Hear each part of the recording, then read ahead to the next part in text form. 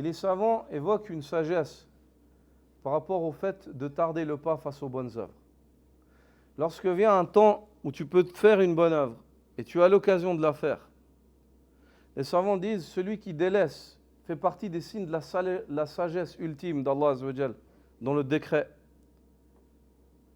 Le fait que lorsqu'une personne délaisse une chose qui lui est utile alors qu'elle passe devant ses yeux et il ne l'accomplit pas, il vit dans ce temps-là, dans lequel il y a beaucoup de choses à tirer, il ne les tire pas.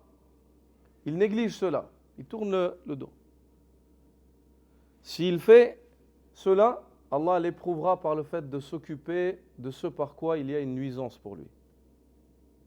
Quand rentre le temps de la salat, si tu négliges cela, tu peux te lever faire la salat, rien ne t'empêche, et tu ne te lèves pas, tu ne la fais pas, il se peut fortement qu'Allah t'éprouve par le fait de t'occuper par ce qui va te nuire.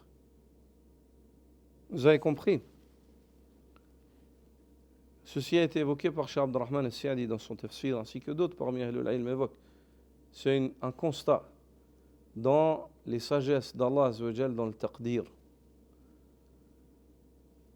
Lorsque l'homme néglige un bien qui lui passe devant le nez alors qu'il pourrait s'en accaparer, il se peut qu'Allah, pour sa négligence, l'éprouve par le fait de s'occuper par ce qui va lui nuire.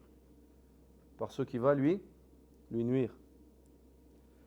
وفي الحديث عن أنس بن مالك رضي الله تعالى عنه قال رسول الله صلى الله عليه وسلم افعلوا الخير دهركم. Anas ibn Malik, qu'Allah l'agrée, dit, le prophète sallallahu alayhi wa sallam a dit, faites le bien durant toute votre vie. Dahrakum. Le fait de faire le bien, ce n'est pas un projet d'un mois, ce n'est pas un projet d'une année, ce n'est pas un projet d'un jour. C'est un projet d'une vie. If'alul khayra dahrakum. Faites le bien durant toute votre vie. Wa ta'arradu li nafahati rahmatillah. Et par cela, exposez-vous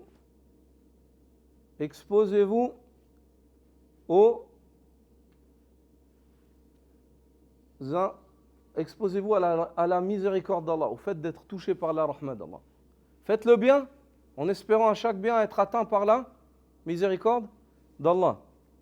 فَإِنَّ لِلَّهِ نَفَحَاتٍ مِنْ رَحْمَتِهِ يُصِيبُ بِهَا مَنْ يَشَاءُ مِنْ عِبَادِهِ. Car Allah subhanahu wa ta'ala possède des extraits de sa miséricorde par laquelle il atteint qui il veut parmi ses serviteurs. Mais toi, tu dois les rechercher.